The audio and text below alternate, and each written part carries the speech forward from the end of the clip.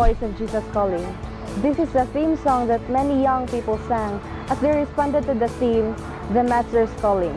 This is Day 2 of AMiCUS workers hastening the Advent of God, or AWHAG 2019, here at Panabo City.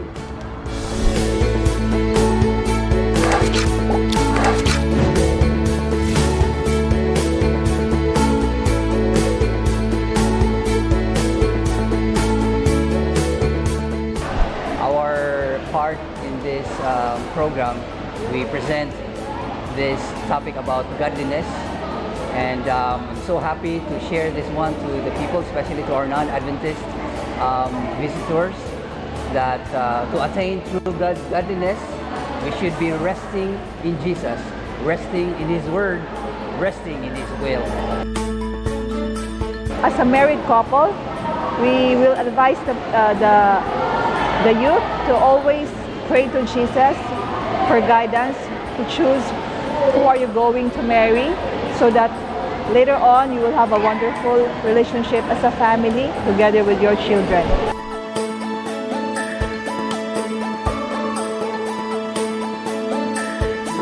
Naay two things nga nag-hook jud pag-ayo sa ako. First is katong craft, which is dapat na ay care, dapat na ay respect, dapat na ay acceptance, dapat na ay forgiveness and trust. So kapag naada na sa isa ka relationship is mahimong successful na siya. And also, another key, dapat nga naay spiritual unity. Because pag naa daw si Christ sa center sa inyong relationship, walay butang nga makaguba sa inyong relationship. If you are walking kamong duha with God, and so naay peace ang inyong life.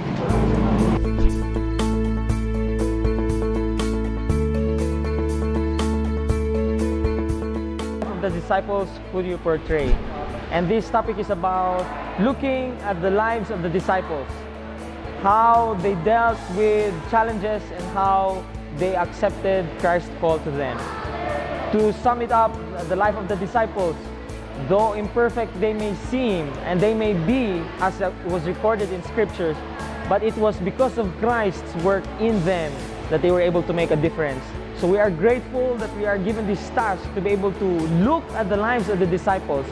Though little records may be present at scriptures, but we can learn a lot from the lives of the disciples.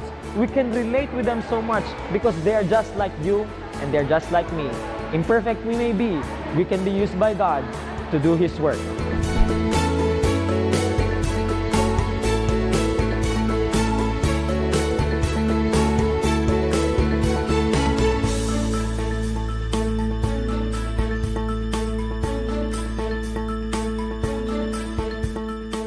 Life of disciples that I choose is very important, or gives me a greatest impact kay tungod nga makabaluta diri kung unsa jud ang kinabuhi sa disciples, and kabaluta nga they are chosen by God. They are people that chosen by God, and although nga they have imperfections, but still nga they follow Jesus.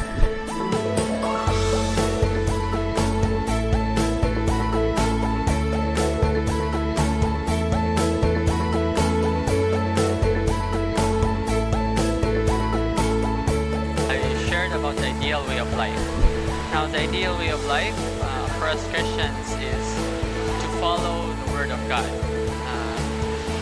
Since God is our Creator, He is the one who knows what is ideal for us. Now, we live in a world that is full of sin and pain and suffering, and it is far from the ideal. But God has given us the principles and how to live the ideal way.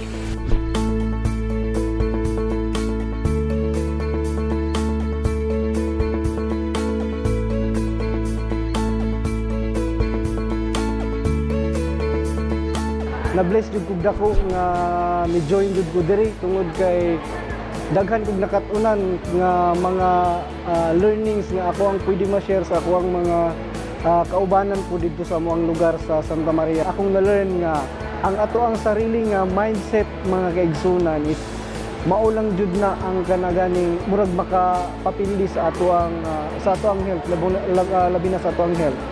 So kung ang imong mindset mga igsunan nga mga meat eater ka, so kung ato ang ikumpara sa mga vegetarian is mas dako ka ng percentage ang mga meat eater nga dali mamatay.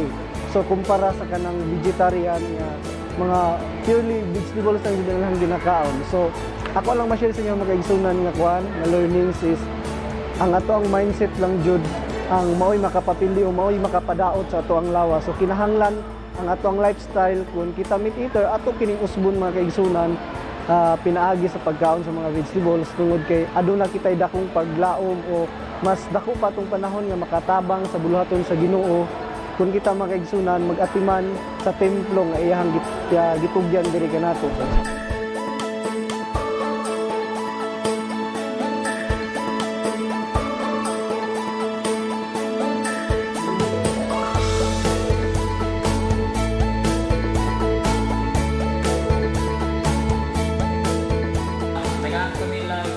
Topic nga ako i-lecture ang how to be effective in giving Bible study.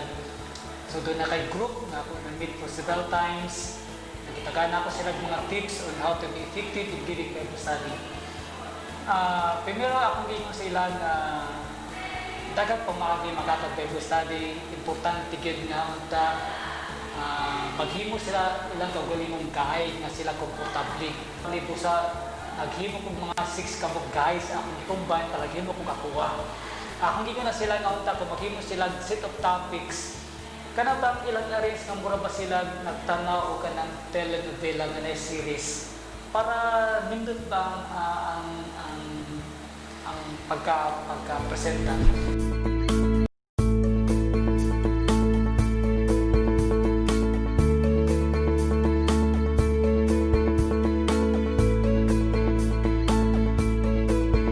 Nga topic na sugot kini sa how to do effective Bible study in AMiCUS way.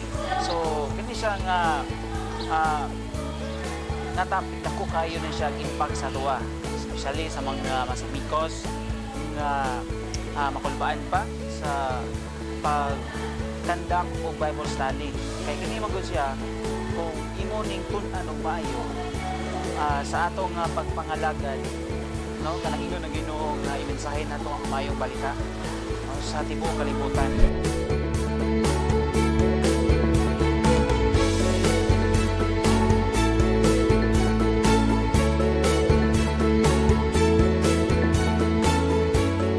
So as part of the breakout session wherein we held for a life of constant prayer and devotional life, so what we did is we discussed some practical steps and principles wherein young professionals and students like us can have and can develop a way that they will have this relationship with the Lord, a personal relationship with the Lord that is constant and abiding. So, we tackle on Ezra 7 verse 10, it says that Ezra prepared his heart to seek the law of the Lord, to do it, and to teach to Israel statutes and judgment. So we have 4 breakout sessions. On the first one, we tackle about the preparation of heart, and the second part is to seek the law of the Lord and to do it, where we talk about how to study the Bible, part 1 and 2, and the third part we do nurturing and discipleship. So we share about friendship ministry and share about testimony, and as well on the last day we did United Bible Study.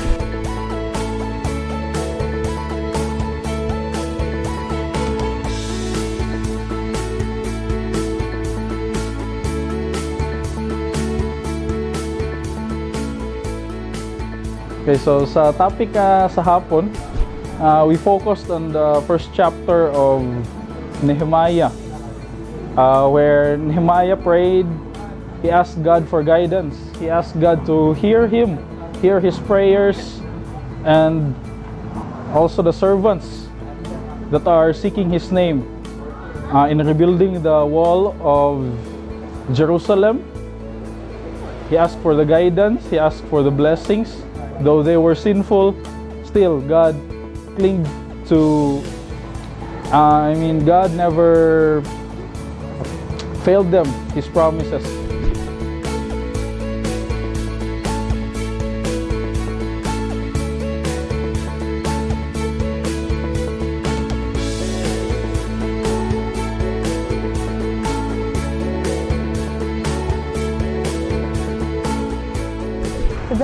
of the Master's calling is the beginning of the service for the King.